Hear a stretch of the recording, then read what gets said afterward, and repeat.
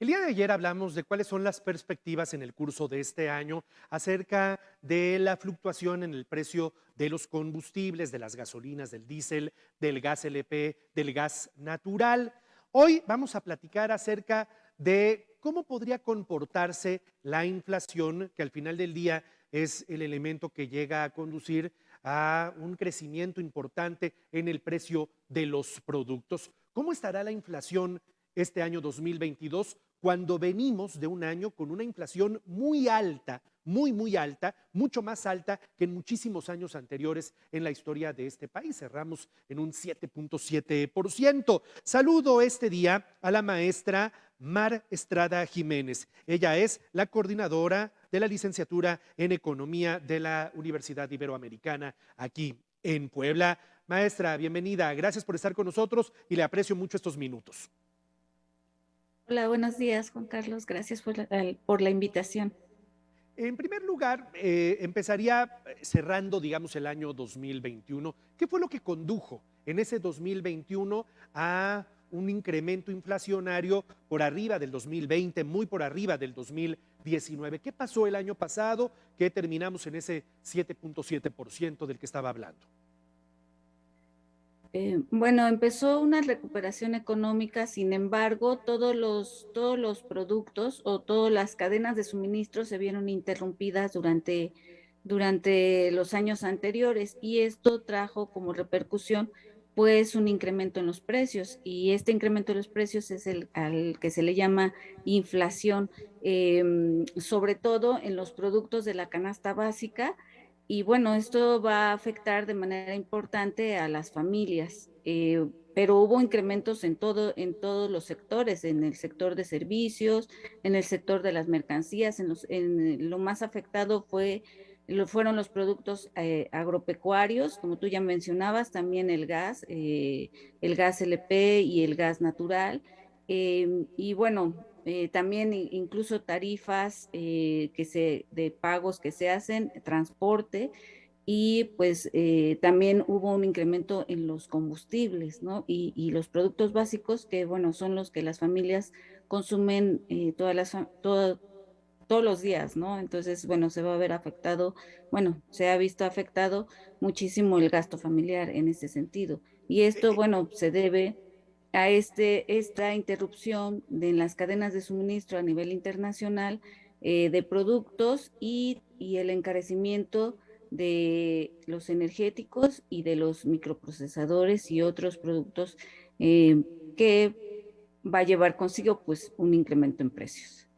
Entendería por lo que nos está explicando que es una especie como de cadena. Si de repente algo ocurre, por decirlo, en China o en Europa o en Canadá o en Argentina, y dependemos de productos que ellos producen, es decir, nos mandan aquí a México, pero de repente ellos dejan de producir y ese producto escasea, el precio se incrementa y ahí es donde justamente se genera un efecto. Es decir, seguimos siendo un país altamente dependiente de las compras en el exterior, así es como lo entiendo.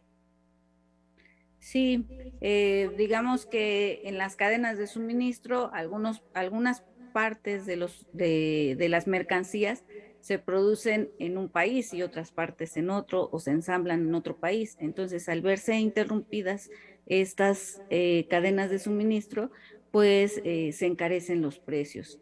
Y bueno, a eso se le aumenta la cuestión del desempleo, ¿no? La cuestión del desempleo que vino pues por el cierre por las medidas sanitarias debido al coronavirus, a las distintas olas de coronavirus. Pero además estas olas han sido en distintos momentos en distintos países, ¿no? Europa ahorita, por ejemplo, está cruzando una ola por Omicron, también Estados Unidos. Entonces, bueno, esto lleva consigo a que se cierren de manera no sincrónica, o sea, no al mismo tiempo, sino que se van cerrando eh, unas en un momento, otras en otro momento. Las economías desarrolladas, pues es más fácil su recuperación económica que las economías como la nuestra o las economías pobres, ¿no? Entonces, la recuperación de las economías desarrolladas va a tener una repercusión en las economías que dependen de ella de manera favorable, pero aún así, pues tenemos este incremento en precios que se hablaba de que era un incremento debido a la pandemia y que tal vez pasaría, pero pues eh,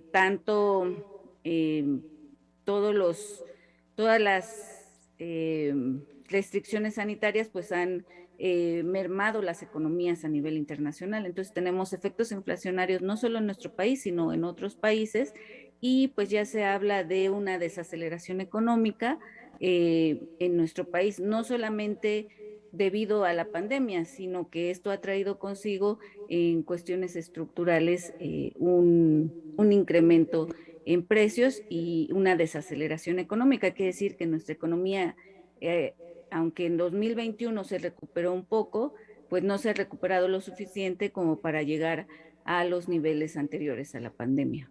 ¿Qué estará pasando este año entonces? Es decir, ¿cuál es esa perspectiva inflacionaria? ¿Qué estará pasando con los precios este año? Dejando de lado esta ola de Omicron que a nivel mundial está estimada que vaya terminando hacia mediados del mes de febrero, que venga una bajada importante en el número de contactos y que otra vez las economías se reactiven. ¿Qué podría estar sucediendo en este escenario durante 2022 aquí en México? Sí, pues los economistas calculan una recuperación durante 2022 y 2023, no solamente en 2022, sino también hasta 2023, y se hace una proyección, bueno, hay distintas proyecciones, el Banco de México trata de llegar a una tasa de 3%. Sin embargo, muchos economistas están calculando una inflación en 4% o por encima del 4%. Entonces, bueno, todavía en 2021 se prevé que esta inflación siga, digamos, mermando las economías familiares de los mexicanos. El porcentaje del que se habla, el porcentaje inflacionario que podríamos tener este año, por lo menos de acuerdo con las proyecciones de la Secretaría de Hacienda, que pues vaya, el año pasado sus proyecciones eran, si no mal recuerdo, de 3.5% o 4% y terminamos en 7.7. ¿Cuál es esa proyección hacendaria para este año? Sí, se proyecta el 3% de inflación, eso es lo que se está proyectando. Sin embargo, bueno, pues estamos viendo que hay factores externos como internos que pues hacen que la inflación esté creciendo mucho más. En la medición de la inflación, pues el Banco de México dice que es de 7.36, terminamos en diciembre, y que tenemos una inflación subyacente con 5.94.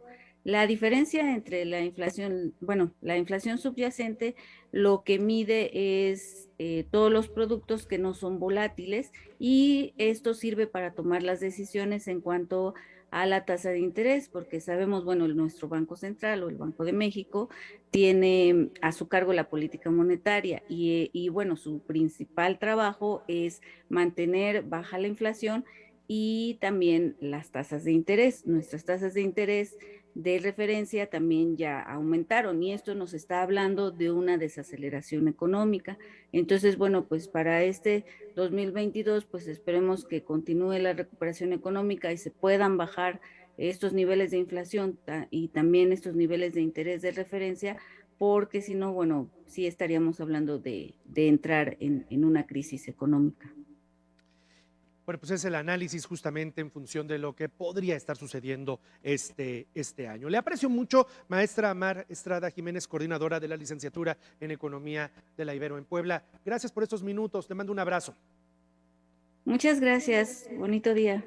Igualmente para usted, 7 de la mañana con 40 minutos.